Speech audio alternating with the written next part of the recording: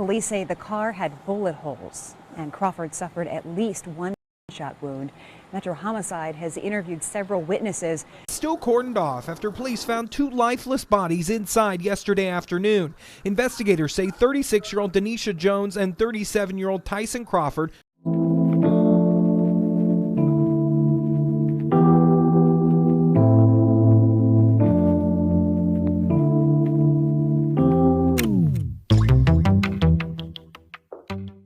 It's your girl, Mrs. Tony, 2 times, and I'm back with another episode of Hood Tales. In this video, let's take it to South Bend, Indiana, to discuss the case of a 17-year-old whose life was taken. Then 2 years later, her parents were gone too. But before we get into this video, don't forget to subscribe, like, and share. Turn your notifications on so you don't miss any future uploads. Stay tuned until the end to hear the full story. All right, let's go ahead and get into it. This is the tragic story of a family from South Bend, Indiana, whose lives were woven together by deep love and ultimately unraveled by a series of unimaginable heartbreaks. It's a case that reminds us how the ripples of one single act can eventually become a tidal wave that alters an entire lineage.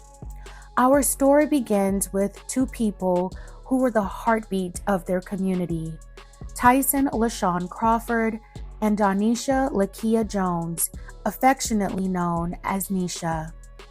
Tyson Crawford was born January 7, 1983 in Houston, Texas, but his roots were firmly planted in South Bend, Indiana, where he was raised.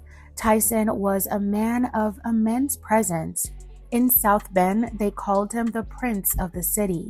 He was the kind of person who lit up a room the second he walked in. He loved music, dancing, working out, cooking big meals, and most importantly, his family. He was the kind of father who didn't play when it came to his kids. Whether he was working at FedEx, rapping, or playing basketball, he did it with a specific kind of style and grace. He was a man who took pride in his appearance and his role as a protector. Neisha was his perfect match.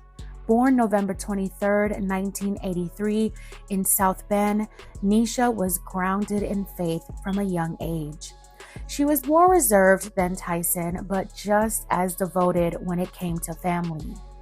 Where Tyson brought the energy, Neisha brought the stability. As a woman of deep faith, she spent her days as a homemaker, dedicated entirely to the sanctuary of her family. They built a life together, not perfect, but deeply rooted. And from that love came 2 daughters, Tysiona and Tysis. Tyson also had a son from another relationship named Tyshawn. To those looking in, the family was solid as it could get. As the years passed, their eldest daughter, Tysiona, became the pride of the Crawford household. Born in March 2000, she was a vibrant senior at Washington High School. She was a track star and a cheerleader, the very girl her father's basketball team was named after. By January 2018, Tysiona was 17 and standing on the threshold of adulthood. She was energetic, bubbly, and looking forward to her senior prom and graduation. But behind the chairs and track meets, Tysiona was navigating a complex 4-year romantic relationship with a 20-year-old young man named Rahim Brumfield. While the young couple had been together for years, the dynamic had become increasingly strained. Tysiona's parents and friends sensed the tension. Her family didn't approve of Rahim, and her mother had even reached out to Rahim's mother, asking for space between the two. By mid-January, things reached a breaking point. Rahim began accusing Tysiona of being unfaithful. Messages exchanged between them showed a young woman trying to find her exit. Tysiona wanted to end the relationship and asked Rahim to leave her alone. However, the response she received was anything but accepting. He struggled to let go, sending messages indicating that he wouldn't allow the relationship to end unless it was by putting her in the dirt. Thursday, January 18th, 2018. It started like any normal day. After school, Tysiona spent time with her best friend. But as the day progressed, something shifted. She made a phone call and she sounded upset. When her friend asked what's going on, she kind of brushed it off. Tysiona left her best friend's house around 5:30 p.m., planning to meet back up later for a trip to Walmart. But that reunion would never happen. At approximately 8 p.m., witnesses on Clover Street saw a red Toyota stopped in the middle of the road. Inside was a young woman, later identified as Tysiona. Outside the car, a man in a red hooded sweatshirt was seen desperately trying to pull the passenger door open.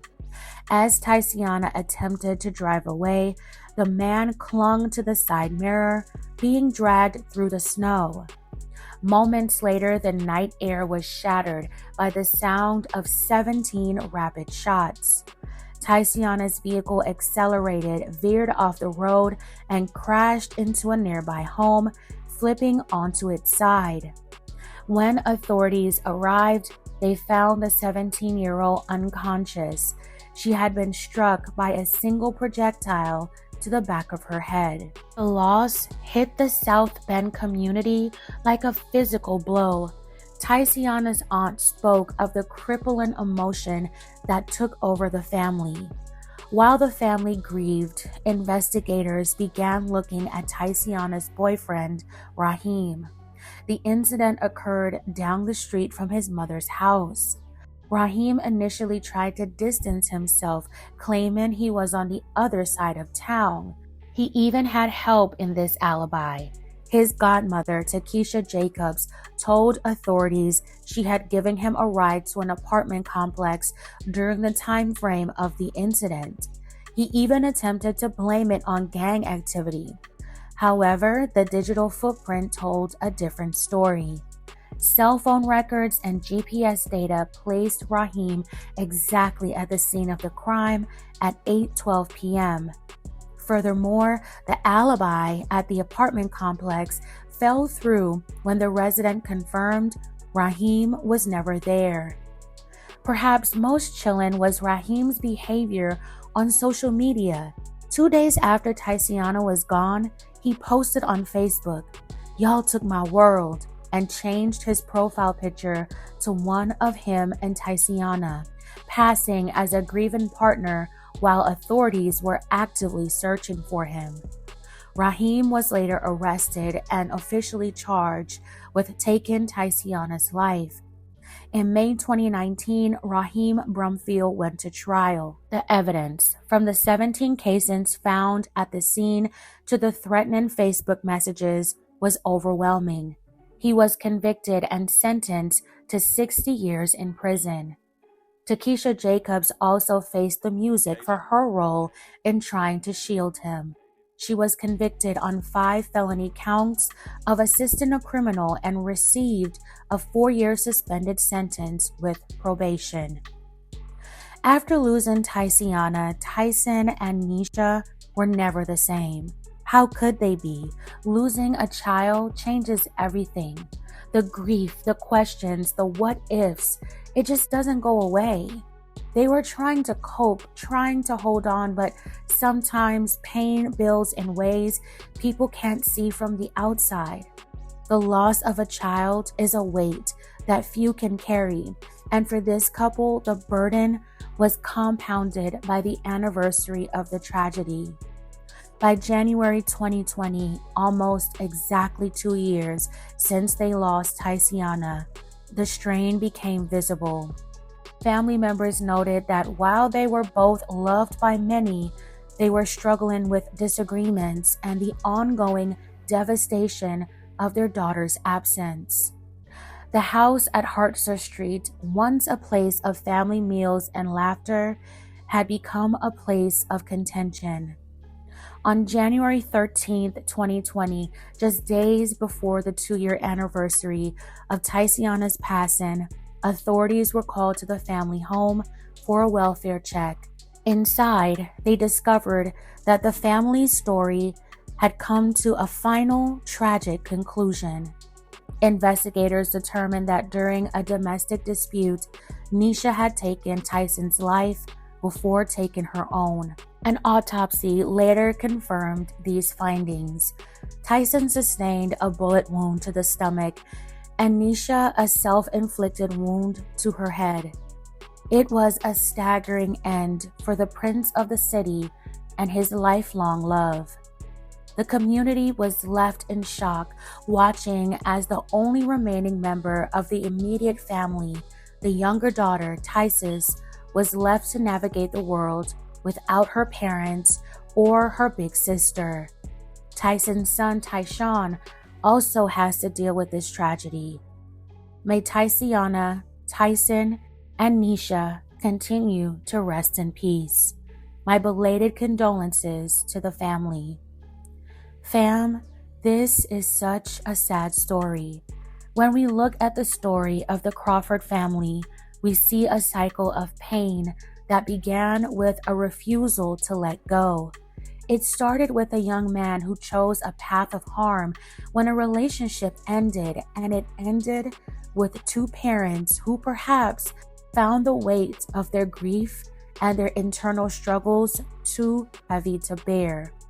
It's a reminder of the unbelievable love Tyson had for his children and the quiet devotion Neisha had for her home. But it is also a somber lesson on the importance of community support and mental health in the wake of trauma. Tysiona never got to go to her prom. Tyson never got to see his younger daughter grow up. And Neisha, a woman of faith, was lost to a moment of total despair. As we remember them, we hold a space for the family left behind and the hope that South Bend never forgets the bubbly 17-year-old and the parents who loved her until the very end. Fam, let me know your thoughts on this in the comments below. All right, fam, that's it for this episode of Hood Tales. Thank you so much for watching. If this story moved you, consider liking and sharing. Be sure to subscribe for more stories like this. Take care of yourself and each other. This is your girl, Mrs. Tony 2 times. Until next time.